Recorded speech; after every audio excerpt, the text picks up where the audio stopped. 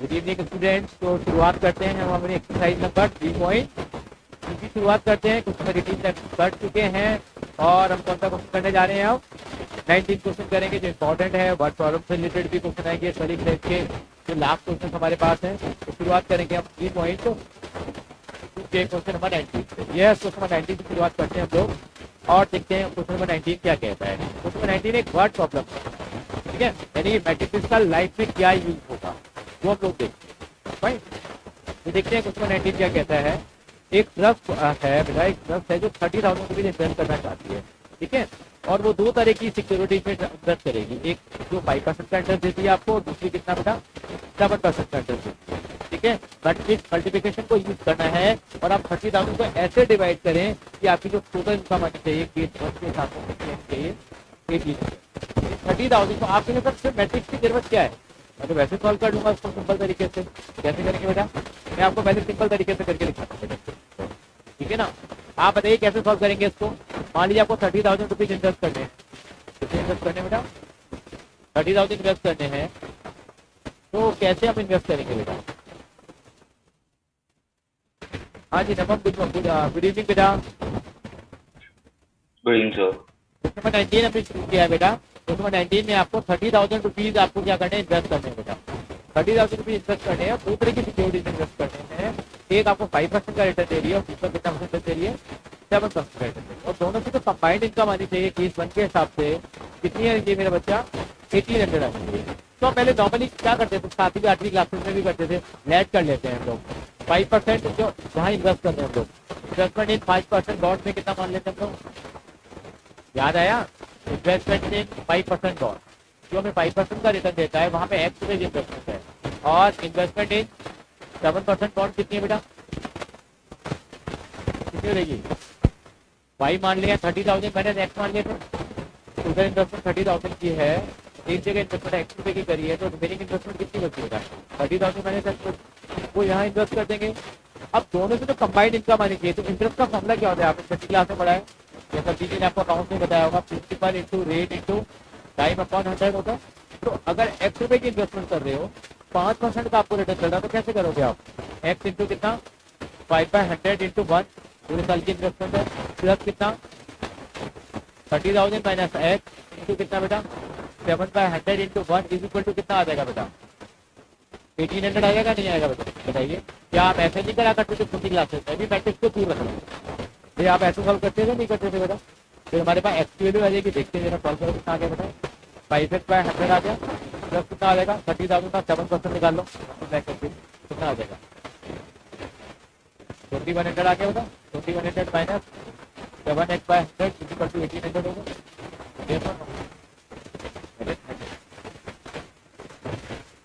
मैंने से मेरा ना 30,000 को 7/100 से मल्टीप्लाई कराया तो कितना आएगा,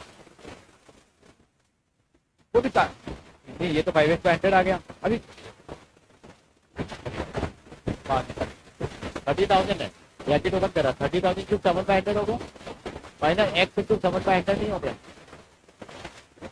ये सिंपल करो 30,000, अब 2 जीरो से 2 जीरो उड़ा दिया आपने 300 इंटू 7 कितना हो गया 2100 हो गया मेरे पास। हाँ जी वैभव बेटा कैसे हो वैभव। नमस्ते सर। तो बेटा आज छुट्टी पे, मतलब सॉरी आज ऑनलाइन। हाँ सर, वो भी थोड़ी तबीयत ठीक नहीं है ना, तो ऑनलाइन ही लूंगा। फेयरवेल कैसी हो गई तेरे यहाँ। सर ठीक हो गई। ठीक हो गई है, हमारे यहाँ कल है फेयरवेल। चल बेटा है ना, लास्ट क्लास की वीडियो शायद आपने देखी होगी। अब क्वेश्चन नंबर कौन सा कर रहे हैं हम लोग 19 क्वेश्चन कर रहे हैं। 19 में 30,000 रुपए इन्वेस्ट किए हैं हम लोगों ने। एक जो इन्वेस्टमेंट है वो हमें 7% का रिटर्न दे रही है और दूसरी इन्वेस्टमेंट कितना रिटर्न दे रही है बेटा 5% का रिटर्न दे रही है, ठीक है बेटा। तो हम लोग को मैथमेटिक्स तरीके से सॉल्व कर रहे हैं, अभी हम मैट्रिक्स को यूज नहीं कर रहे। चलिए बेटा कितना आएगा ये, ओके सर। क्या गया कितना रह गया 2100 रह गया बेटा 2100 माइनस कितना आ जाएगा 7x/100 कितना आ गया बेटा देखिए, ये चीज आ गई।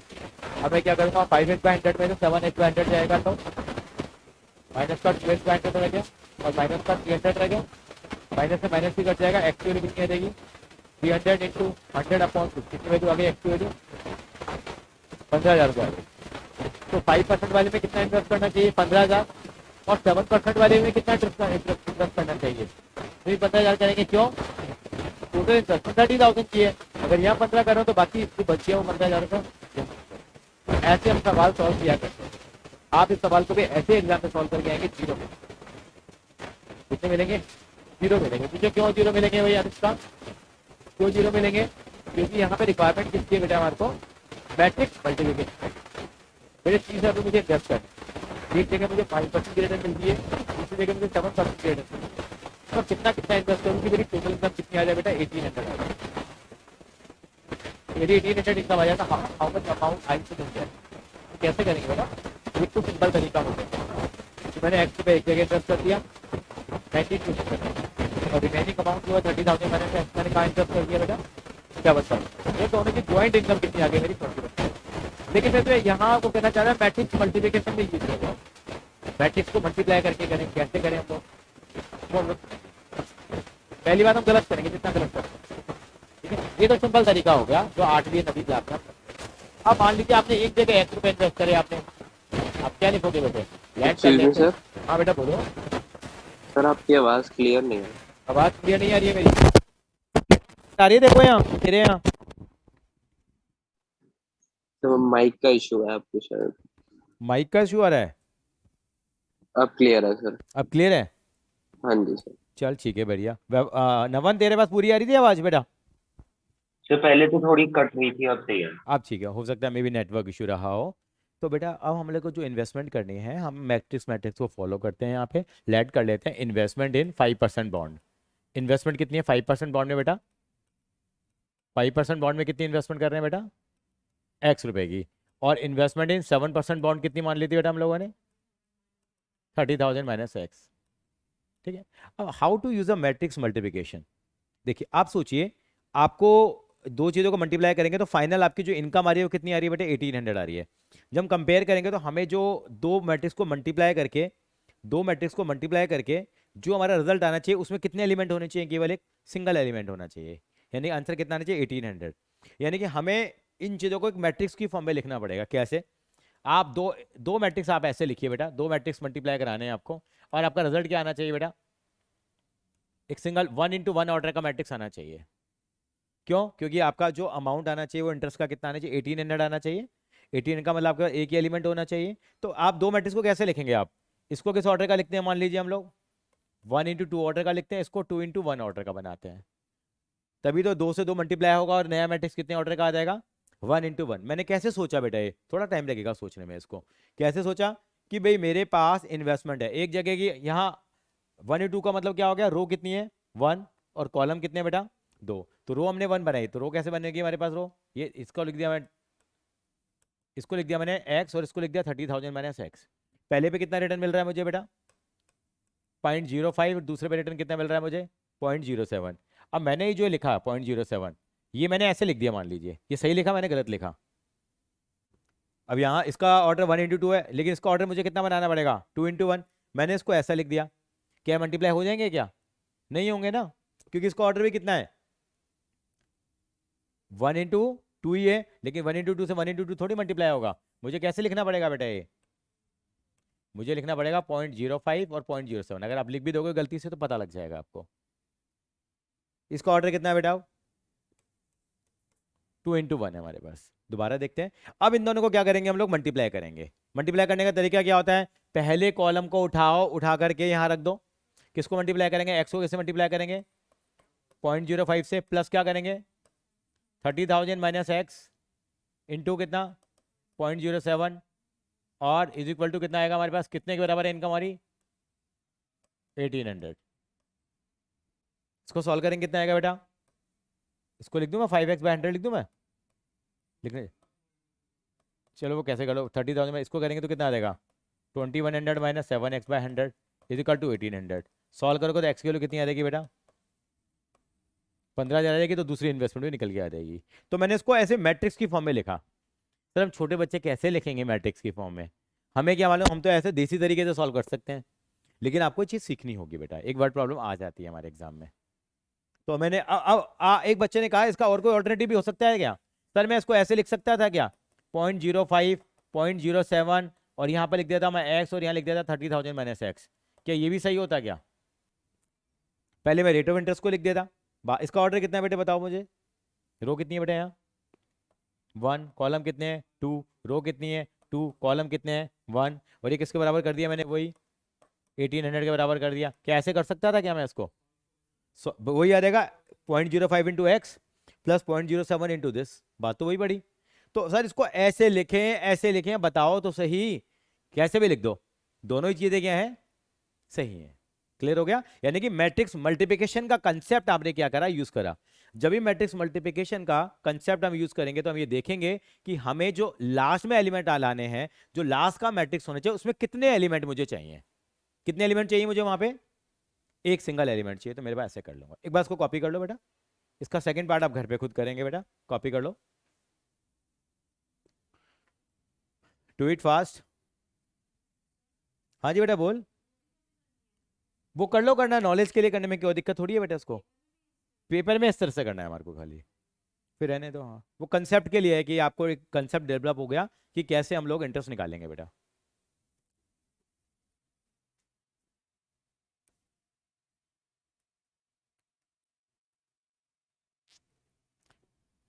वैभव कॉपी कर रहा है बेटा?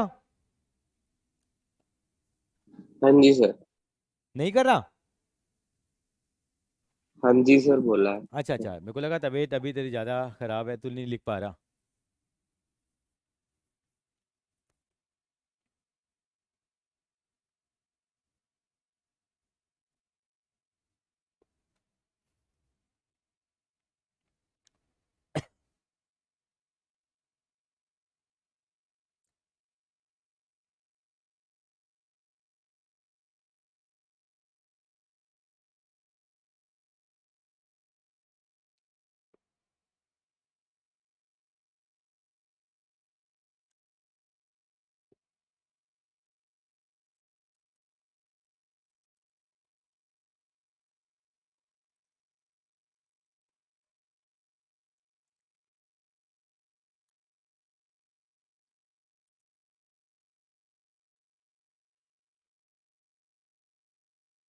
चलिए इसका सेकंड पार्ट अब से हो जाएगा। 5x के बाद अपॉन 100 क्यों आया बेटा? x को 0.05 से मल्टीप्लाई करेगा तो बेटे पॉइंट हट गया मेरा, पॉइंट हटने के बाद x कहाँ से आया बेटा? मैंने इन्वेस्टमेंट करी थी ना, एक x रुपए की इन्वेस्टमेंट करी थी, एक 30,000 मैंने x की करी थी, दो दो पार्ट्स तो थे हमारे पास, तभी तो हमने। हाँ x इंटू 0.05 है बेटा वो, ठीक है। x रुपए की इन्वेस्टमेंट करिए, दूसरी वाली जगह कितनी इन्वेस्टमेंट करिए 30,000 मैंने x की करिए। ठीक है करिश्मा, क्लियर है? This is it okay. चलो आगे बेटा भव्या, ये 15, हाँ 15,000 है, x 15,000 आएगा तो दूसरे वाले का आंसर भी कितना आ जाएगा 15,000 आ जाएगा। सेकंड वाला पार्ट मैं सॉल्व नहीं कर रहा, आप जगह छोड़ देंगे, वो आप खुद करेंगे बाद में। सेकंड पार्ट में क्या कह रहा है वो, इनकम इनकम कितनी होनी चाहिए बेटा 2000, 2000 इनकम होनी चाहिए। तो क्या चेंज आएगा बेटा, यहाँ इज इक्वल टू जो 1800 लिखा है वहां पे कितना लिख देंगे बेटा 2000 लिख देंगे, और इसी तरीके से सॉल्व हो जाएगा। There is no need to solve. Come to the question number 20 पे आइए। क्वेश्चन नंबर 20 को समझते हैं पहले जरा, और कौन मुझे इस बात को समझाएगा भी ये भी देखेंगे हम लोग। क्वेश्चन नंबर 20 को मनी मनी पढ़ लीजिए जरा एक बार।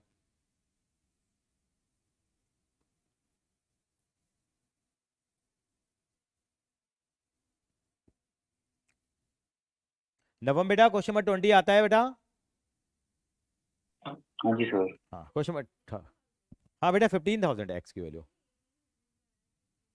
1800 नहीं 1800 के बराबर था ना, एक्स की वैल्यू निकल के आई ना मेरे पास। तो इन्वेस्टमेंट कितनी होनी चाहिए, इसने इन्वेस्टमेंट पूछी थी हमसे, 1800 नहीं आएगी बेटा, 1800 के इक्वल रख के एक्स की वैल्यू निकाली बेटा मैंने, ठीक है।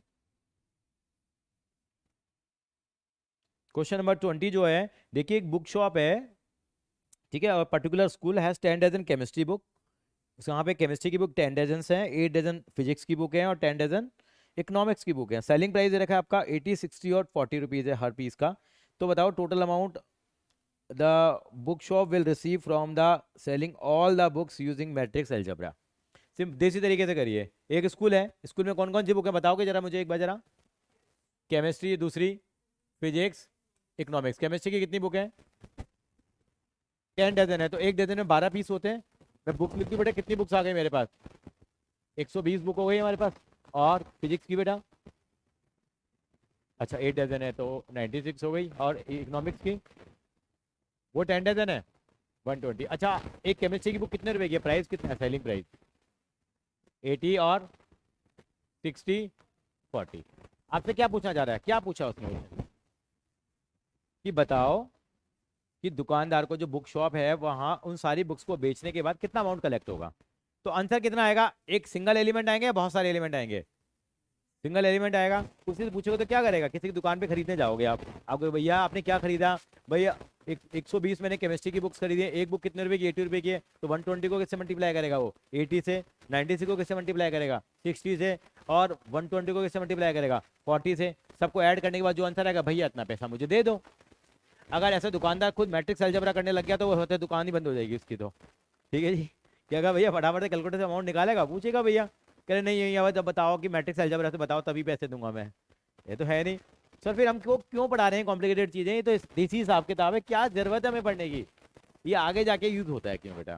ठीक है, जो बच्चा रिसर्च में चला जाता है या बिजनेस मैथमेटिक्स को करता है वहाँ काम आती हैं चीज़ें, वहाँ और चीज़ें बहुत सारी होती हैं। तब कैसे करें यहाँ पे? इसका मतलब मेरे को दो मेरे को मैट्रिक्स लिखने हैं यहाँ पे, और उनको मल्टीप्लाई करके मुझे फाइनली एक मैट्रिक्स बनाना है जिसके अंदर कितने एलिमेंट आना चाहिए? एक एलिमेंट आना चाहिए। उसका एलिमेंट का ऑर्डर 1 into 1। तो ये दो मैट्रिक्स किस ऑर्डर के होने चाहिए आपके हिसाब से? 3 एलिमेंट है, बताओ कितने कितने ऑर्डर के होने चाहिए बताओ? हाँ 1 into 3 बोला आपने, और दूसरा 3 into 1 होना चाहिए। इतना आइडिया तो लगी गया। क्यों? 3 है तो मल्टीप्लाई हो जाएंगे और 1 into 1 बचा। अब सर पहले मैं क्या बुक्स लिखूं या सेलिंग प्राइस लिखूं, या पहले सेलिंग प्राइस लिखूं या बुक्स लिखूं? मैं कुछ भी लिख लो, लेकिन ज्यादा अच्छा क्या लगेगा लिखने में? बुक्स। ठीक है, मतलब चल जाएगा दोनों ही। पहले भाई इतनी बुक है, इतने का सेलिंग प्राइस है, चलो पहले बुक्स लिख लेते हैं हम लोग। तो लेट कर लिया हम लोगों ने क्या? तो एक हमने बुक्स क्या क्या ले ली बेटे बताइए? तो उसको 1 into 3, रो कितनी बनाए? 1, और कॉलम कितने बनाएंगे? 3। तो इसको ऐसे लिख लेते हैं 120, 96 और 120। ऐसा बना दिया मैंने आपको। आगे थोड़ा बड़ा लिखेंगे। और ये क्या बनाएंगे? इसमें रो कितनी बनाएंगे? 3। तो कैसे लिखेंगे इसको? 80, 60 और 40। अब ये आसानी से मल्टीप्लाई हो जाएंगे। अब समझ में आने लगा कि हाँ हमको कैसे इनको पुट कैसे करना है हमारे को। नहीं, प्राइस ऑफ ईच बुक है, क्वेश्चन को पढ़ जाना बेटा। कॉस्ट ऑफ ईच आइटम लिखा हुआ है, देख। Their selling prices are 80, 60 and 40 each. Each का मतलब 1 सिंगल पीस का है। और क्वांटिटी आपको डजन्स में दे रखी थी, तो हमने उसको पीसेस में कन्वर्ट कर लिया। या दूसरा तरीका क्या था?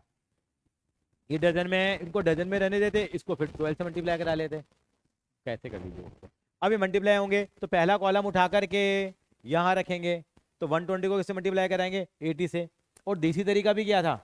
यही था। कैसे आएगा मल्टीप्लाई करके बताइए? 120 into 80, एक बार देख लेते हैं, मुझे नहीं पता बेटा। 96 into 60 प्लस कितना आएगा? 120 into 40। ये जो आएगा वो फाइनल आंसर होगा हमारे पास। यानी कि इतना रुपए बुक सेलर के पास कलेक्ट होगा। कितना आया बेटा? 120 into 80, 90 बड़ा 96, 9600 आ गया। प्लस कितना बेटा? 96 into 60, 5760, 9600, 1248 नहीं 40 था बेटा, 4800 आ गया। नवम कितना आया बेटा? नवम सर मैं कर रहा हूँ अभी। अच्छा कर रहा है। वैभव बेटा कितना आया बता जरा? तेरी कैलकुलेशन भी अच्छी है, कॉपी कर लो साथ साथ में इसको, है ना? I hope you got the logic. 20,160। कितना आ रहा है बेटा? 20,160। 20,160 रुपीज फाइनल प्राइस इकट्ठा हो जाएगा। तो this is the way to solve the matrix multiplication concept word problems के अंदर में। ये मैट्रिक्स अलजेब्रा ही है, अलजेब्रा ही कर रहे हैं। मैट्रिक्स मल्टीप्लिकेशन को या मैट्रिक्स अलजेब्रा मल्टीप्लिकेशन बोल सकते हैं। ये सारे अलजेब्रा ही कर रहे हैं हम लोग। कैलकुलेशन जो निकालते हैं ना हम लोग, सारी अलजेब्रा ही कर रहे हैं। बस इनको वर्ड प्रॉब्लम में कन्वर्ट करना होता है।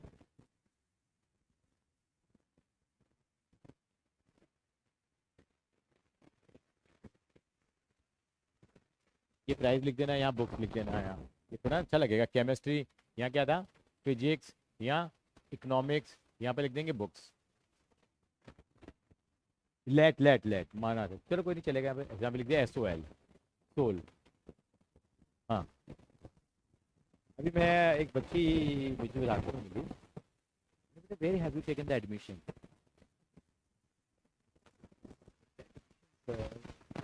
डी यू सोल लिया था मैंने एडमिशन, डी यू सोल में एडमिशन लिया, कहाँ लिया? मैंने पहली बार सुना भी अभी एक ना वर्ड ये कौन सा कॉलेज है दिल्ली यूनिवर्सिटी में, सोल? मैं तो सारा दिमाग चलेगा, स्कूल ऑफ ओपन लर्निंग जो कॉरेस्पॉन्डेंस से होती है, तो बोला इतना स्टाइलिश नाम आ गया ऐसा, I am feeling BCom honours from D U SOL. मुझे लगा बैंकी है, राजधानी है, हंसराज है, एसआरसीसी है, ये डी यू सोल कौन सा कॉलेज आ गया? तो देखो कितना मतलब इतना बढ़िया बना दिया डी यू सोल। मेरे बेटा कौन सा कॉलेज है, कहाँ पे है, नॉर्थ कैंपस में है, साउथ कैंपस में है? पता लगा डी यू सोल का। I hope you have copied it, थोड़ा स्पीड पे चलेंगे हम लोग, चले मेरे बच्चा।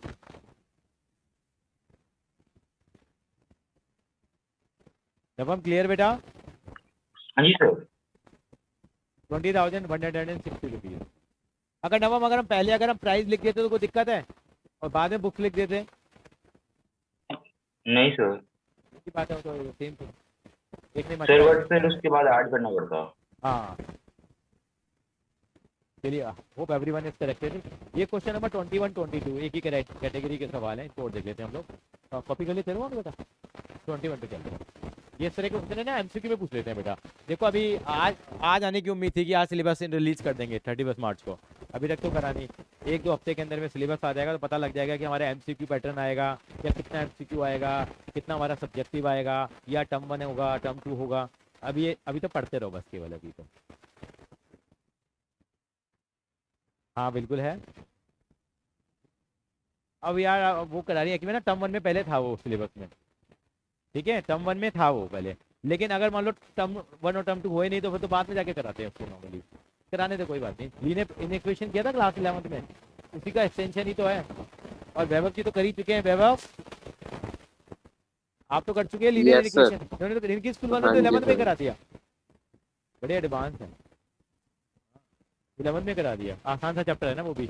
21 करेंगे। 21 में क्या कह रहा है, कह रहा है एज्यूम करना है X Y Z W and P भरे पड़े हैं। इतने सारे मैट्रिक्स हैं हमारे पास, 5 मैट्रिक्स हैं। ऑर्डर कितना कितना है, 2 into N, 3 into K, 2 into P, N into 3, P into K. Choose the correct answer in exercise 21 और 22। एक बार लिख लेते हैं कौन कौन से मैट्रिक्स हैं बेटा, एक्स वाई जेड और डब्ल्यू पी। ऑर्डर कितने कितने हैं बोलना जरा फटाफट से। 2 इंटू एन और 3 into K, 2 into P, N into 3, P into K. ये डिफरेंट ऑर्डर है हमारे पास मैट्रिक्स के, ठीक है।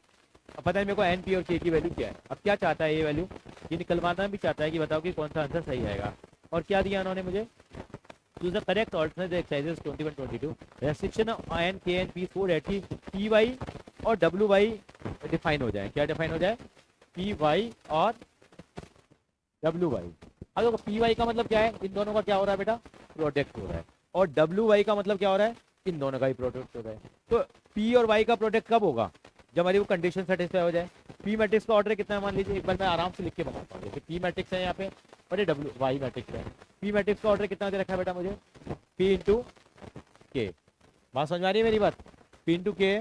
और वाई मैट्रिक्स का ऑर्डर कितना है बेटा मेरे पास, 3 इंटू कितना आ रहा है बेटा, के आ रहा है नहीं आ रहा।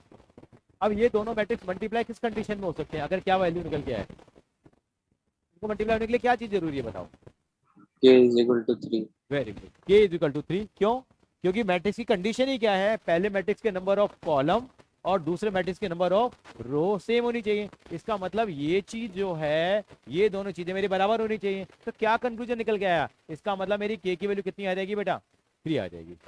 आगे चलते हैं जरा। अच्छा w और y का मल्टीप्लाई होंगे। w का ऑर्डर कितना है मेरे पास बताना, w जो मैट्रिक्स दे रखा है मुझे क्या है मेरे पास, w का ऑर्डर क्या बेटा, n इंटू 3 है। और मेरे पास दूसरा मैट्रिक्स कौन सा है यहाँ पे, y का ऑर्डर कितना है, 3 इंटू के। हाँ ये मल्टीप्लाई हो जाएगा। अच्छा एक चीज और लिखते हैं, चलो मुझे पता लग गया कि मेरा क्या, वैसे इन दोनों को मल्टीप्लाई करता तो क्या ऑर्डर का मैट्रिक्स आता है मेरे पास, इन दोनों को मल्टीप्लाई कर लेता है। इससे मेरा एक तो कंफ्यूजन निकल गया, k इज इक्वल टू कितना है मेरा, के इज इक्वल टू 3 है मेरे पास, और नया नया मैट्रिक्स कितने ऑर्डर का आता, पी इंटू के ऑर्डर का आता, और इन दोनों को अगर मल्टीप्लाई करता तो नए मैट्रिक्स का ऑर्डर कितना आता, एन इंटू के आता। और दो मैट्रिक्स ऐड कब हो सकते हैं, जब दोनों का ऑर्डर सेम है। मल्टीप्लिकेशन में तो मालूम है कि पहले मैट्रिक्स के नंबर ऑफ कॉलम दूसरे मैट्रिक्स के नंबर ऑफ रो के बराबर होने चाहिए, लेकिन मल्टीप्लिकेशन का रूल था, एडिशन में क्या होना चाहिए कि दोनों का ऑर्डर क्या होना चाहिए, सेम। इसका मतलब क्या हो गया, पी इंटू के इज इक्वल टू क्या होगा, एन इंटू के हो गया, तो के से के भी क्या हो गया मेरा कट गया, तो यानी कि मेरा पी इज इक्वल टू कितना, एन इज इक्वल टू क्या आ गया, पी आ गया। तो क्या कंक्लूजन निकला, कोई ऑप्शन आ रही है ऐसी जिसमें N is equal to P आ रहा हो, देखो जरा, N is equal to P आ रहा और के इज इक्वल टू 3 आ रहा है, कौन सी ऑप्शन आ रही है ऐसी, ये ऑप्शन है। रिच से आंसर चेक करते हैं, तो answer is a, answer A होगा नहीं होगा। तो आगे कैसे हमने निकाला, कोई भी कुछ चीज पूछ के जा सकती है आपसे। हाँ जी बेटा, वैभव क्लियर है, हाँ जी सर। तो इसका आंसर हमारे पास क्या आ जाएगा बेटा, हमारे पास का आंसर आ जाएगा ए आ जाएगा बेटा, ए विल बी द आंसर, ये हमारा करेक्ट आंसर हो जाएगा। कर लीजिए, कॉपी कर लीजिए, फिर इसका सेकंड पार्ट भी करेंगे हम लोग। छोटे छोटे सवाल आएंगे तो सिर्फ हम इनको कर सकते हैं इजीली। हाँ 1 मार्कर में आएंगे, एमसीक्यू में आपको देंगे एक्चुअली, एमसीक्यू भी तैयारी हमारी साथ साथ हो रही है।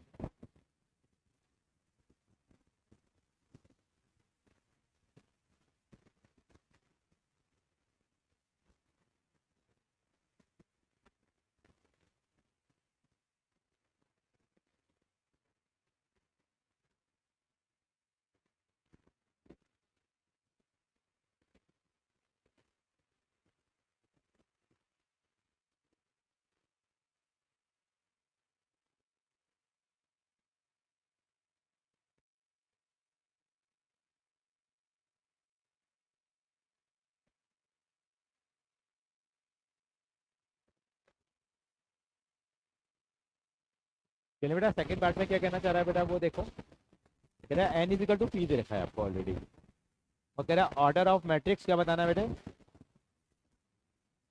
7x minus 5z।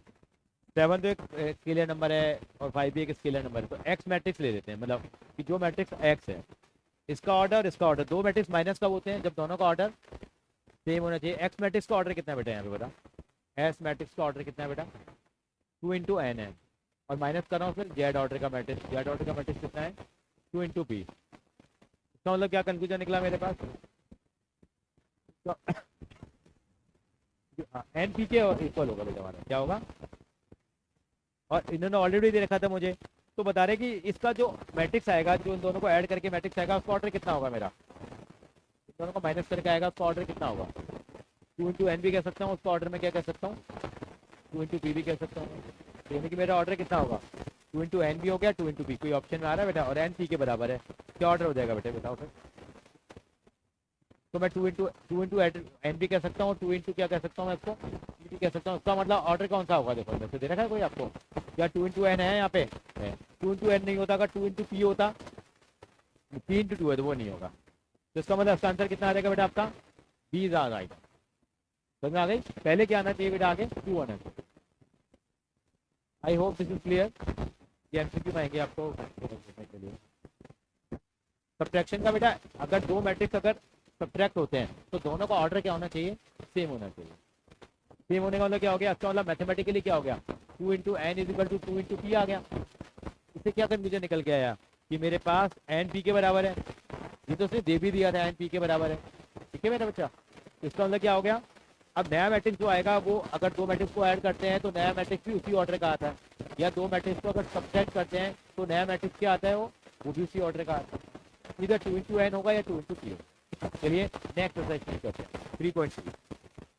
3.3 एक्सरसाइज, छोटा सा कंसेप्ट है, उसके अबाउट करेंगे काम। लिखिए सिमेट्रिक मैट्रिक्स, 3.3 निकालो बेटा एक बार जरा, ठीक है। पहले लिखो सिमेट्रिक मैट्रिक्स, लिखो symmetric matrix is a matrix, symmetric matrix लिखो, खाली खाली सिमेट्रिक मैट्रिक्स लिखो आप जरा। सिमेट्रिक मैट्रिक्स क्या होता है, कौन सा मैट्रिक्स, सिमेट्रिक। सिमेट्रिक का मतलब क्या होता है, सिमेट्रिक का मतलब कहता है सिमेट्रिकल है, कैसे देख लो उसको आप, यानी कि अगर कोई मैट्रिक्स और उसका ट्रांसपोज, अभी ट्रांसपोज ही बताऊंगा हाथ में क्या होता है। अगर कोई मैट्रिक्स और उसका ट्रांसपोज मैट्रिक्स अगर बराबर आ जाए तो कौन से मैट्रिक्स कहलाते हैं वो? सिमेट्रिक। ए डैश का मतलब क्या होता है? ट्रांसपोज मैट्रिक्स होता है वो। बताऊंगा अभी, 2 मिनट रुको जरा। एक पहले लिख लो, कंडीशन लिख लो जरा। स्क्यू सिमेट्रिक मैट्रिक्स लिखो, when A is equal to A dash. Symmetric matrix का लिख देते हैं when matrix and symmetric or transpose matrix are equal, पर लिखने की जरूरत नहीं है, सीधा कंडीशन लिख लो बेटा। सिमेट्रिक मैट्रिक्स में क्या लिखोगे? सिमेट्रिक मैट्रिक्स कंडीशन है A is equal to A dash. फिर लिखो इसके नीचे लिखो skew symmetric matrix, skew symmetric, S K E W, skew symmetric. Skew symmetric की कंडीशन क्या बेटा? ए इज इक्वल टू क्या होता है? माइनस ए डैश होता है। अगर कोई मैट्रिक्स उसके ट्रांसपोज के नेगेटिव के बराबर आया तो कौन सा मैट्रिक्स कहते हैं उसको? Skew symmetric. क्या बोलते हैं? Skew symmetric. स्क्यू माइनस ए डैश है। अब मैं आपको सिखाता हूं, आपको पहली बात, जैसे कोई एक मैट्रिक्स दे दिया, सर आवाज खराब हो गई हो फिर। बात खराब हुई है बेटा जरा, मैं देखता हूँ जरा, एक मिनट।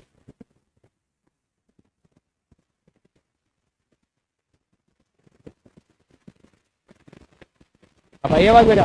बेटर हुई आवाज? सर सेम है अभी भी। सेम आ रही है आवाज, मतलब कहीं दिक्कत आ रही है आवाज से? आप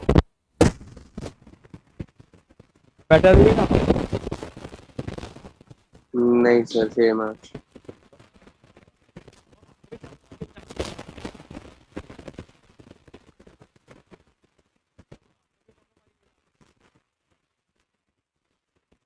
सर आ ही नहीं रही अब, आवाज नहीं आ रही सर अब। आवाज नहीं आ रही है? एक मिनट देखते हैं क्या टेक्निक दिखा रहा है, एक मिनट बताता हूँ जरा आपको, ठीक है? एक मिनट, एक काम पे लगा देता हूँ। जैसे कोई मैट्रिक्स है 6 2 9 3 4 2, ये एक मैट्रिक्स दे रखा है, उसका ट्रांसपोज अगर निकाल दो, ट्रांसपोज में क्या होते हैं कि रो और कॉलम को इंटरचेंज कर दो, तो ट्रांसपोज मैट्रिक्स है।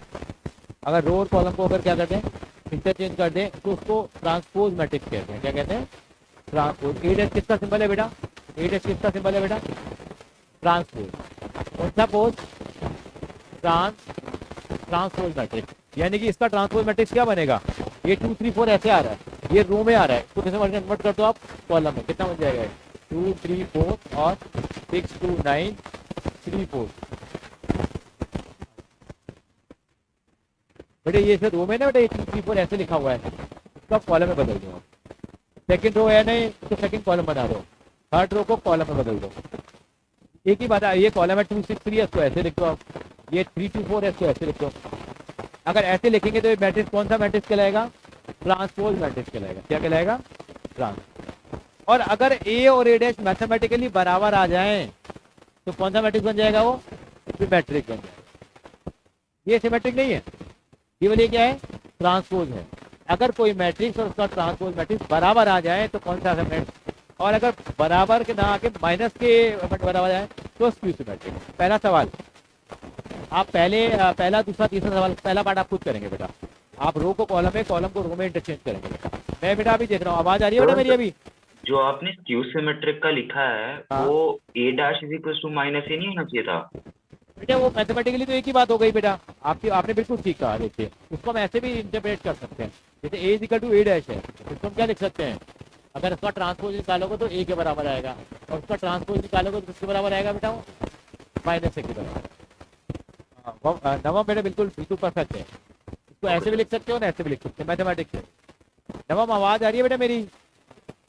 सर कट कट कर दिया। कट कट कर आ रही है, मैं देखता हूँ, सेल चेंज कर रहा हूँ तब तक मैं। आप लोग है ना पहले क्वेश्चन के तीनों पार्ट करेंगे बेटा।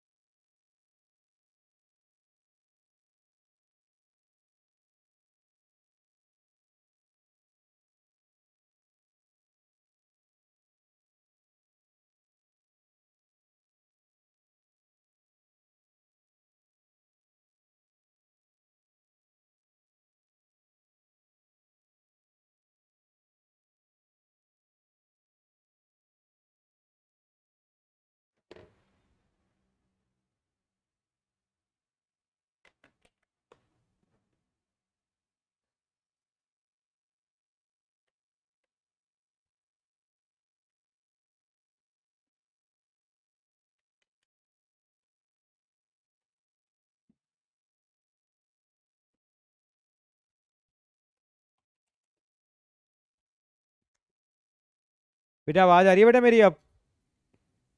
I hope now better. Yes yes sir. Sir. हाँ हाँ, इसका मतलब सेल ही वीक थे बेटा, इसका मतलब। चलिए मैंने बता दिया आपको ट्रांसपोज मैट्रिक्स कैसे निकालते हैं, अगर रो और कॉलम को आपस में क्या कर दिया जाए, इंटरचेंज कर दिया जाए। और सिमेट्रिक क्या होता है, अगर किसी का ट्रांसपोज अगर ए के बराबर है तो सिमेट्रिक है, और माइनस ए के बराबर है तो स्क्यू सिमेट्रिक है। चलिए पहले सवाल की तरफ आगे बढ़ते हैं बेटा। पहला सवाल आई होप कर लिया होगा आपने, सबसे निकल गया बेटा? Yes sir. हाँ बेटा बोलो, आवाज आ रही है बेटा नवम? हाँ जी सर, मैं तो बस बोल रहा था कि कर लिया। अच्छा कर लिया, वेरी गुड। चलेंगे, अगर आपने कर लिया है तो आगे बढ़ेंगे बेटा हम लोग, और चलते हैं क्वेश्चन नंबर 1 की तरफ। 1 क्वेश्चन सबने कर लिया होगा आई होप। करिश्मा बेटा हो गया, थर्ड पार्ट रह गया। चलो हो जाएगा, कोई दिक्कत नहीं है, रहने देते हैं इसको। क्वेश्चन नंबर 2 पे चलेंगे। क्वेश्चन नंबर 2 मैं कराऊंगा बेटा। क्वेश्चन 2 में क्या कहना चाह रहा है वो, आपको ए मैट्रिक्स दे दिया, बी मैट्रिक्स दे रहा है, वेरीफाई करवाना चाह रहा है। क्या वेरीफाई कराना चाह रहा है? ए मैट्रिक्स के एलिमेंट बताएंगे करिश्मा जी। -1, बोलो जरा। -1 2 3 बेटा, हमेशा ना रो वाइज बोलते हैं बेटा, हम लोगों ने स्टैंडर्ड बना रखा है एक। 5 7 9 2 2 1 1, -2 1 1। और बी मैट्रिक्स क्या दे रखा है आपको? -2 1 -5 1 2 0 1 3 1। अब क्या चाहता है आपसे, क्या चाहता है? ए प्लस बी डैश, ए प्लस बी डैश का मतलब है ट्रांसपोज, और इज इक्वल टू किसके बराबर होगा? ए डैश और बी डैश। ये वेरीफाई करना है। कैसे करेंगे वेरीफाई हम लोग? कोई दिक्कत नहीं, पहले एलएचएस निकाल लेंगे और फिर क्या निकाल लेंगे हम लोग? आरएचएस। पहले ए प्लस बी निकालेंगे, फिर जो निकल के आएगा उसका ट्रांसपोज मैट्रिक्स निकालेंगे। डैश का मतलब क्या? Transpose matrix. और ट्रांसपोज मैट्रिक्स कैसे निकालते हैं? रो और कॉलम को आपस में इंटरचेंज कर देंगे। फिर राइट हैंड साइड में क्या करेंगे? पहले पहले क्या करेंगे? ए डैश निकालेंगे पहले, फिर बी डैश निकालेंगे, फिर जो दोनों आएंगे उन दोनों को ऐड करेंगे हम लोग। फिर इक्वल आने चाहिए, नहीं भी आ रहे तो लिख देना इक्वल आ रहे हैं, गलत नहीं होगा सवाल। क्या बच्चे करें इक्वल तो नहीं आ ही नहीं रहे, लिख देना हैंस प्रूव। इतना टीचर अंदर थोड़ी घुसेगा इसके अंदर में बेटे, ठीक है? पंडबू की तरह थोड़ी है पानी के अंदर घुस के जाएगा टीचर। ठीक है चलेगा, ओके ओके ओके, चलता है आराम से। हाँ ऐसे चलता है बेटा, नहीं करते हैं लेकिन देखो पकड़ में आ गया तो ठीक है, लेकिन थोड़ा चलता है, सोचो बच्चे ने ठीक ही करा होगा। समझ रहे बात को? थोड़ा हाँ लग भी हो जाता है कई बार। चलेंगे, तो एलएचएस ले लिया मैंने। एलएचएस हमने करा ए प्लस बी का डैश, तो पहले ए प्लस बी निकाला। ए प्लस बी तो इजीली निकल जाएगा। ए प्लस बी कैसे निकलेगा बताओ जरा, दोनों को प्लस करो, मेरी हेल्प करो। -1 -4 -5, -5 और कितना आएगा? सर 3 3 -2 -2। आप शायद माइनस करने लग गए हो 6 कि हाँ। 5 और 1 6, वेरी गुड नवम। और 9 9 9 9 1 2 2। -1 -1 ओके 4 और 2। सर 1 होगा ना? ये -2 और ये 1 है बेटा। अच्छा सॉरी 1 तो होगा, सर 3 है। नहीं नहीं हमने ठीक है बेटा, -1 -1 ही होगा होगा सर। बेटा, -1 ही होगा बेटा नवम, ओके सर। है ना? केवल हो जाती है गलती। ये आ गया। अब मुझे क्या निकालना है इसका? ए प्लस बी का डैश, इसका ट्रांसपोज निकालो। ट्रांसपोज कैसे निकलेगा? -5, मतलब कैसे लिखो, चलो चलो ऐसे ऐसे ऐसे चले इसको उठा के पहले रो में चलते हैं, हमारा स्टैंडर्ड तरीका है। -5 -1 3 9 4 -2 9 2, ये निकल के आ गया। अब मैं जा रहा हूँ आरएचएस की तरफ। आरएचएस क्या कहती है मुझे? आरएचएस कहती है ए डैश निकालो प्लस बी डैश। तो ए डैश निकाले पहले। ए डैश कितना आएगा? ये रो जो है कॉलम में चेंज हो जाएगी, ये कॉलम क्या है? ये हो जाएगा -1 5 -2 और 2 7 1। एक एक करके चलते हैं तो ज़्यादा बेटर रहता है ना। 3 9 1। ऐसे बी डैश कितना आएगा? -4 1 1 1 2 3 -5 0 1। अब इन दोनों को ऐड करें जरा।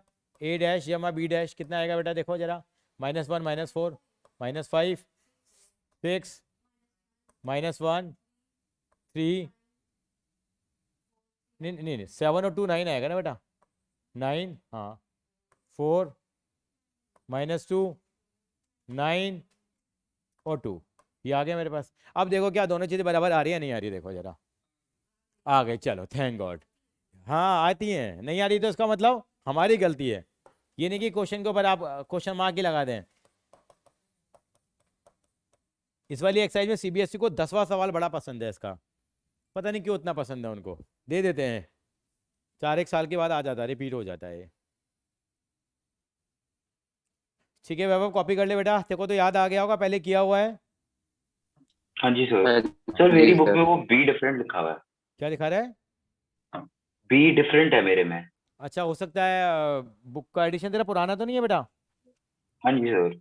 हाँ तेरा पुराना एडिशन हो सकता है, नए वाले में अपडेट कर दिया उन्होंने, मे बी।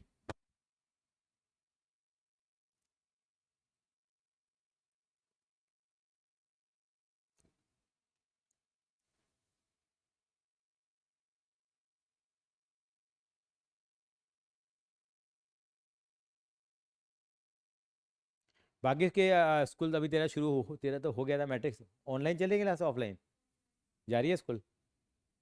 बस से जाती है? कल तेरा पहला दिन है। वो कल 1 अप्रैल भी है ना, मतलब 1 अप्रैल तो ऑफिशियल सेशन शुरू है, तो सबकी अपनी सोच है। सैटरडे बच्चे कहाँ कौन सा आने हैं कल तुम्हारे स्कूल में? आएंगे? नहीं नहीं, कल मंडे को, फ्राइडे को कौन से बच्चे आएंगे तुम्हारे स्कूल में, आएंगे कल? थोड़ा होता नहीं नहीं, बड़े टाइम हो गया मिले हुए, इस तरह मिलना मिलाना हो जाएगा, यूनिफॉर्म वगैरह खरीद लेता है बच्चा, बुक सेट खरीद लेता है, थोड़ा ना मोमेंटम बनना शुरू हो जाता है, वैन वाले भैया से बात हो जाएगी, बहुत सारी चीज़ें, क्योंकि स्कूल की इंडस्ट्री है ना, सब चीज़ों से रिलेटेड है। स्कूल सबसे बड़ी इंडस्ट्री है। कितने लोगों का काम चलता है स्कूल से, आप देखो। नहीं, सुबह 7 बजे उठते, कितने लोग, तुम घर पे जब तक आते हो तो कितने लोगों से मिलते हो तुम, कितने लोग एसोसिएट होते हैं तुम्हारी, तुम एजुकेट हो जाते हो तो, मतलब स्कूल का पियोन से लेके नहीं प्रिंसिपल तक का रोल होता है, लेकिन सारा क्रेडिट ले जाते हैं 11वीं 12वीं के टीचर बस। जैसे फेयरवेल होती है ना, वही नजर आते हैं बस, जैसे उन्होंने पढ़ाया, बाकी सब तो टीचर बेकार हैं 10वीं तक के। ये बड़ा बड़ा गंदा लगता है। स्कूल में 150 टीचर होता है, फेयरवेल में केवल 40 टीचर होता है जो 11वीं 12वीं पढ़ा रहा होता है, बाकी किसी को कोई मतलब नहीं। लेकिन करें क्या, जब 150 लोग आ जाएंगे तो भैया 400 बच्चे वो हो गए, 550 लोग हो गए, जो हेड होते हैं उनको बुला लेते हैं, कोऑर्डिनेटर्स को बुला लेते हैं। सेल्फियाँ चलती हैं और क्या, खाता तो कुछ है ही नहीं कोई बच्चा, बस सेल्फियों में लगे रहते हैं, बस कितनी फ़ोटो खींच लें बच्चे। हाँ मेमोरीज, हाँ। है। हाँ रोने भी लग जाते हैं, देखो 14 साल जिस स्कूल में गए हो, आज का समापन हो रहा है, तो अटैचमेंट हो जाती है, वहाँ की दीवारों से अटैचमेंट हो जाती है। मैं यहाँ बैठा करता था, यहाँ हमारी मैम ने डांट लगाई थी हमें, यहाँ पे ये हुआ था। हाँ, टीचर भी याद आती है, बिल्कुल। अटैचमेंट तो होती है, 14 साल का पीरियड बहुत बड़ा होता है। हाँ हाँ चलिए बेटा, कॉपी कर लीजिए, कर लिया बेटा। चलिए आगे, क्वेश्चन नंबर 3 आसानी से हो जाएगा आपसे, चौथा भी हो जाएगा। a+2 भी कर लेंगे हम लोग, पहले 2 से मल्टीप्लाई करेंगे, फिर उसका कॉम्प्लीमेंट निकाल लेंगे। हाँ, 5वां भी हो जाएगा। अब मैं आपके पास आ रहा हूँ मतलब के क्वेश्चन नंबर 6 पे, ये एमसीक्यू में भी था, इसमें डर लगता है बच्चों को, जैसे टिको आती है ना, ऐसा लगने लगता है पता नहीं क्या, क्या पाकिस्तान में तो नहीं पहुंच गए हैं। 6वां सवाल करेंगे बेटा, मनन, मनन नहीं सॉरी, नवम। क्वेश्चन नंबर 6 है, बढ़िया सवाल है, ये सैंपल पेपर में भी था। ए की वैल्यू दे रखी है, आपको वेरीफाई करना है। आपको ए क्या दे रखा है, cos alpha sine alpha minus sine alpha cos alpha. क्या चाहते हैं ये, A dash A is equal to I, तो ए डैश कैसे निकालू, पहली बात तो मैं cos alpha minus sine alpha cos alpha. अब मुझे एलएचएस ले लेता हूं मैं, मेरे को प्रूव क्या करना था, A dash A is equal to I, तो मैंने ए डैश ए ले लिया। ए डैश ए को मल्टीप्लाई करेंगे हम लोग, तो दोबारा लिख लेते हैं, दिखने में अच्छा लगेगा। ए डैश क्या है, cos alpha minus sine alpha cos alpha और cos alpha sine alpha minus sine alpha cos alpha. क्या मल्टीप्लाई करना बनता है इनको, मल्टीप्लाई हो सकते हैं, ये वाली बात चेक करो, ये 2 × 2 ऑर्डर का है, ये भी ठीक है। इसको उठा के यहाँ रखेंगे हम लोग, तो क्या हो जाएगा, इसको उठा के रखेंगे तो आगे यहाँ पे कॉज अल्फा कितना हो जाएगा, cos square alpha minus minus plus क्या, साइन स्क्वायर अल्फा। अब ये नीचे आएंगे एलिमेंट, यहाँ पे कितना आ जाएगा बेटा, यहाँ पे मल्टीप्लाई करेंगे sign alpha cos alpha minus sine alpha cos alpha, ऐसे इसको मल्टीप्लाई करेंगे हम, साइन अल्फा को कॉज अल्फा से, sign alpha cos alpha minus sine alpha cos alpha, इससे मल्टीप्लाई कराओ, sine alpha sine square alpha plus cos square alpha. ये तो बच्चे को मालूम है, sine square alpha plus cos square alpha कितना होता है 1। और ये दोनों बने ही किसके लिए हैं, ताकि ये कट जाए, कोर्ट मार्शल हो जाएगा इनका। कैसे कोर्ट मार्शल होगा इनका, ये गए, ये गया, ये गया, कितना बच गया हमारे पास 1001। ये तो कुछ जानी पहचानी सी चीज है, क्या है ये, आइडेंटिटी मैट्रिक्स बोलते हैं। क्या बोलते हैं बेटा इसको, अगर प्रिंसिपल डायगोनल के एलिमेंट 1 1 आ रहे हैं तो आइडेंटिटी मैट्रिक्स बोलते हैं। ये किसके बराबर है, आई के बराबर है। और प्रूफ क्या करना था हमें, A dash A is equal to I proof करना था। तो इसका मतलब क्या हो गया, एच पी का मतलब हैंस प्रूव्ड। ठीक है बेटा,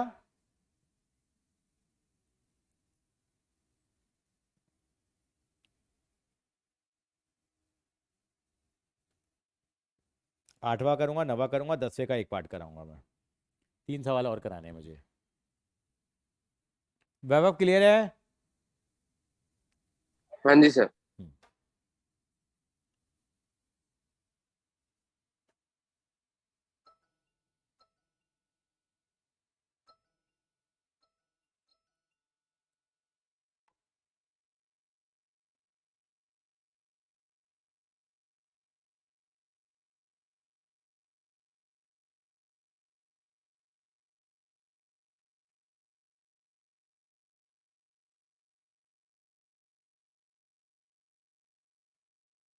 हाँ जी बेटा पंकज, मुझे मालूम है बेटा, ये एक बार उसको कॉल करके देख ले बेटा, क्योंकि आज रात को 12 बजे तक की रिटर्न जमा होगी उसकी, एक बार है ना, देख ले एक बार जरा, कॉल कर ले, हमारी ड्यूटी पूरी हो जाएगी, बाकी डिपॉजिट करे ना करे वो।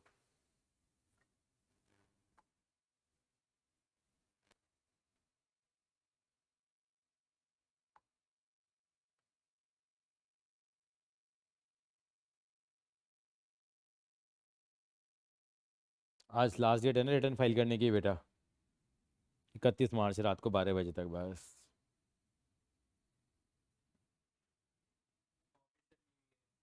ऑफिशियल न्यू ईयर एक्चुअली ना, वैसे न्यू ईयर तो कल ही है वैसे तरीके से देखा जाए तो, हम हिंदुस्तानी लोगों की बात करें तो। अप्रैल फूल डे क्यों बोलते हैं वो, अंग्रेजों ने इसलिए तो चलाया था ये, ताकि इनको ये लगे हम पागल हैं, अप्रैल फूल फूल है हम लोग, जो हम लोग न्यू ईयर सेलिब्रेट कर रहे हैं। हाँ हाँ हाँ हाँ, लेकिन एक्चुअल में वो अंग्रेजों ने रखा था ताकि इंडियन लोगों की हमेशा रहेगी यार ये तो फूल डे है, actually it's not a fool day. 1 जनवरी हमारा न्यू ईयर नहीं होता, हमारा न्यू ईयर तो ऐसा ही होता है, नवरात्रि भी शुरू हो रहे हैं आप देखते हो, हम हिंदुस्तानी परंपरा है, मोदी जी इसको जगा रहे हैं, चिंता ना करो। चलिए आगे, बैक करो बेटा एक बार, एक सेकंड बैक कर लेते हैं। ओहो, ये फायदा है इलेक्ट्रॉनिक का।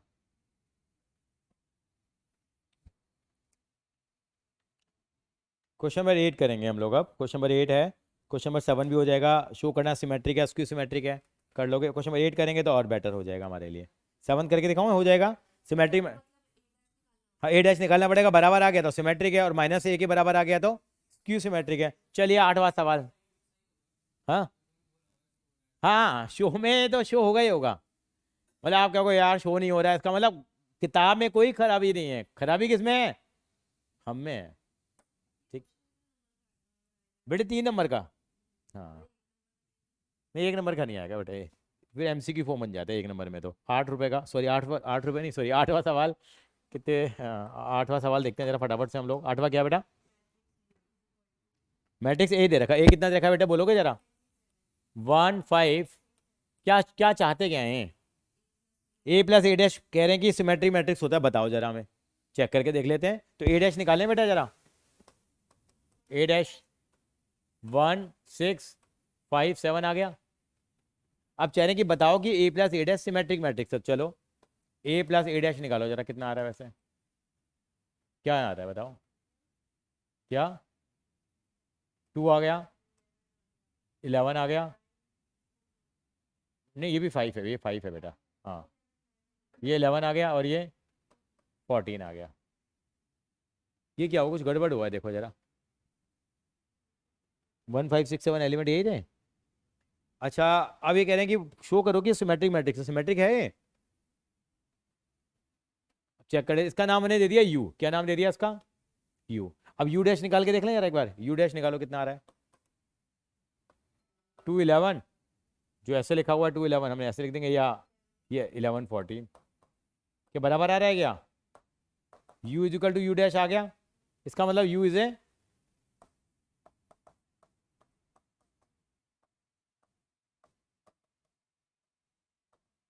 q एक सिमेट्रिक मैट्रिक्स है बेटा, क्लियर हो गया। अब कह रहा है a माइनस ए डैश भी किसके बराबर है?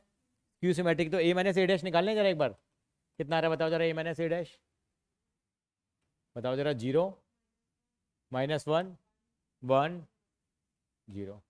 ये इसका नाम मैंने क्या दे दिया, इसका u दिया तो उसका नाम क्या दे दिया मैंने, v दे दिया अभी, ठीक है। अगर मैं प्रूव करना है कि स्क्यू सिमेट्रिक है तो क्या निकालूंगा पहले मैं, v डैश निकालूंगा। v डैश कितना आ रहा है, 0 -1 1 0 आ गया, ठीक है। अब देखो क्या कंडीशन है उसके लिए, क्या v डैश किसके बराबर है, माइनस v के बराबर है।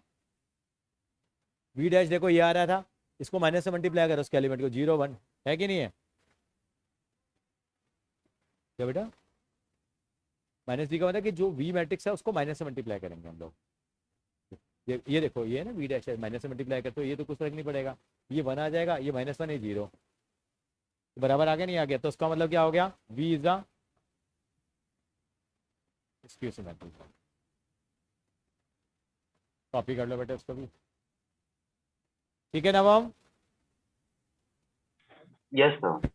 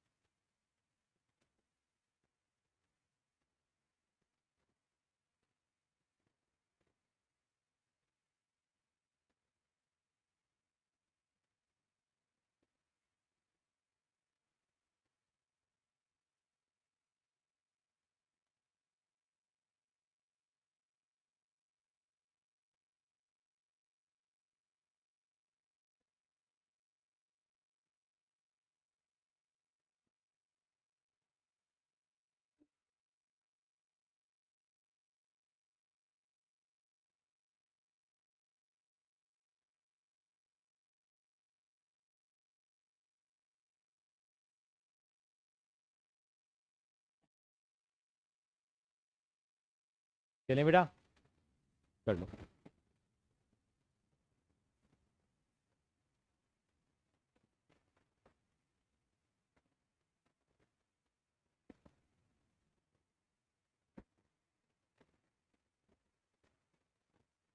पता मैं क्या पढ़ रहा था अभी, वी सिमेट्रिक, पता मेरे दिमाग में क्या चल रहा था, VIS वेंकटेश्वर इंटरनेशनल स्कूल।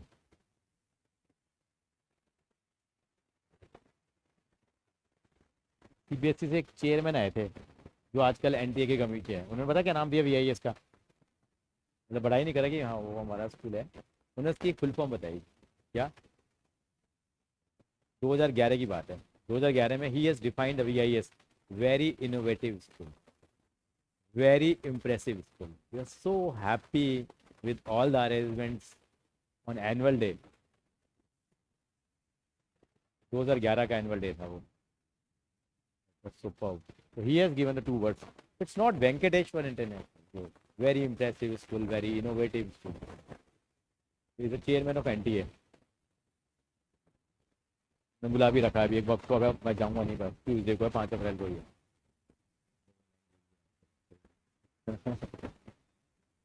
तो 5:30 तक वक्त होगा, कौन करेगा।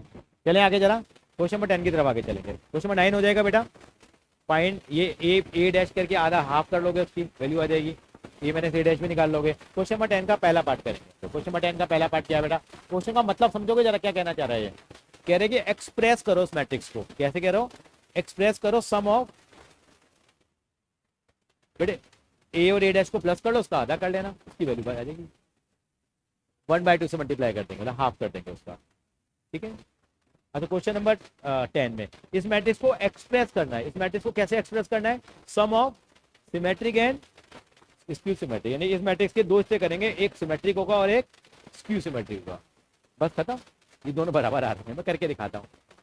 अब 1 सेकंड में को जरा, पहला पार्ट क्या है बेटा इसका, ए बताइए क्या दे रखा है, कैन यू रिपीट, 3 5 1 माइनस 1, चलिए ये हो गया हमारे पास। अब इसको कैसे रिप्रेजेंट करते हैं, इसका एक स्टैंडर्ड तरीका है। क्या तरीका है इसका? पहले ट्रांसपोज निकाल लो। क्या निकाल लो? ट्रांसपोज। कितना आ जाएगा? 3 1 5 माइनस 1। अब इन दोनों को प्लस कर लो जरा एक बार, प्लस करो, कितना आएगा? 6 6 6, वाई सॉरी, इज ओके, -2 ही है, ठीक है जी, ये आ गया। अब इसका आधा कर लो, एक एल्गोरिथम है इसका, इसका आधा करो, कितना आएगा? 3 3 3 माइनस 1। इसका नाम दे देंगे पी। क्या नाम दे देंगे इसका? पी दे दो नाम, हाफ करने के बाद। अब हमें ये पी है ना, अब का पी डैश निकालो एक बार जरा। पी डैश कितना आ रहा है? 3 3 3 माइनस 1। क्या पी और पी डैश बराबर आ रहे हैं क्या? मतलब इसको ऐसे लिखेंगे नॉर्मली, हम कैसे लिखते हैं बेटा? पी डैश इजिकल टू क्या लिखेंगे बेटा? क्या P dash is equal to P आ रहा है? इसका मतलब पी क्या सा मैट्रिक्स हो गया? पी सिमेट्रिक आ गया, नहीं आ गया? एक मिनट के लिए। अच्छा, अब एक बार क्या करेंगे हम लोग, उसको ए माइनस ए डैश निकालो जरा। ए माइनस ए डैश कितना आएगा बताओ जरा, माइनस करो, कितना आएगा? 0 0 4 -4 0। अब इसका क्या कर दो बेटा? हाफ कर दो इसका, हाफ करो, कितना आएगा? 0 2 -2 0। अब इसका नाम दे दो क्या? क्यू दे दो। क्या दे दो? हाँ, अभी क्यू रख दिया। इसका क्यू डैश निकालो। क्यू डैश कितना आएगा? 0 -2 2 0। अब देखो क्या क्यू डैश माइनस क्यू के बराबर आ रहा है क्या? देखो जरा, क्यू डैश ये है, इसको क्यू जो हमारा है इसको माइनस से मल्टीप्लाई कराओ, तो 0 -2 ये बराबर आ रहा है। इसका मतलब क्यू क्या हो गया? क्यू इज क्यू सिमेट्रिक हो गया, नहीं हो गया? और ये मेरा मैट्रिक्स स्टार्टिंग में ए था, तो मेरे को ए इज इक्वल टू, मैं लिख रहा हूँ बेटे पी प्लस क्यू। अगर मैं ए को पी प्लस क्यू लिख देता हूं, इसका मतलब क्या हो गया? A matrix is equal to sum of symmetric and skew symmetric. तो ए मैट्रिक्स क्या है मेरे पास? देखो जरा यहाँ पे ए मैट्रिक्स लिखो, यहाँ पे कितना लिखा हुआ है? 3 5 1 -1, ठीक है। और ये कितना लिखा हुआ? पी मैट्रिक्स क्या लिखा हुआ बेटे, बताओगे जरा मुझे? पी मैट्रिक्स क्या था मेरे पास? 3 3 3 -1। और क्यू मैट्रिक्स क्या है मेरे पास?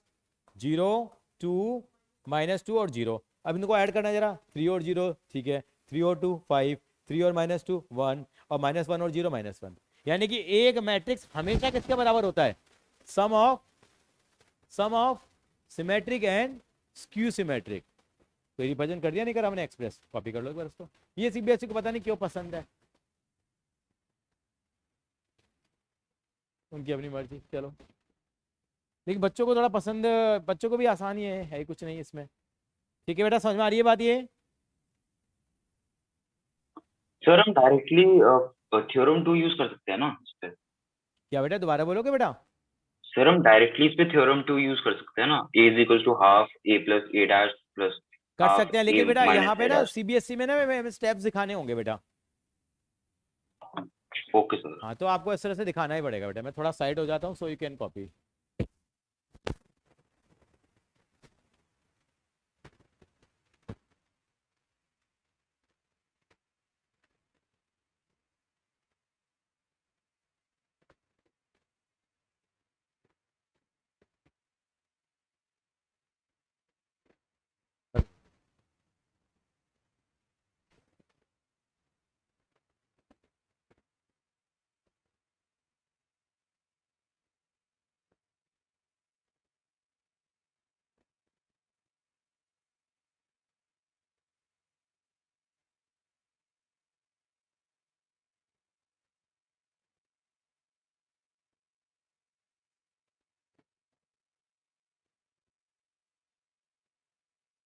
आगे,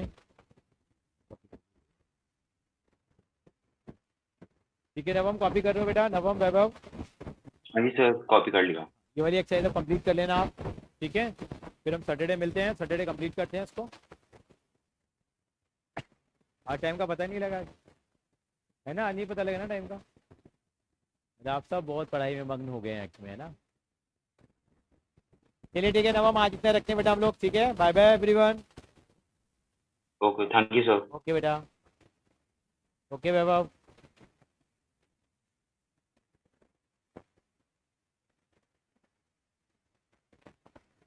ओके बेटा, ओके बेटा।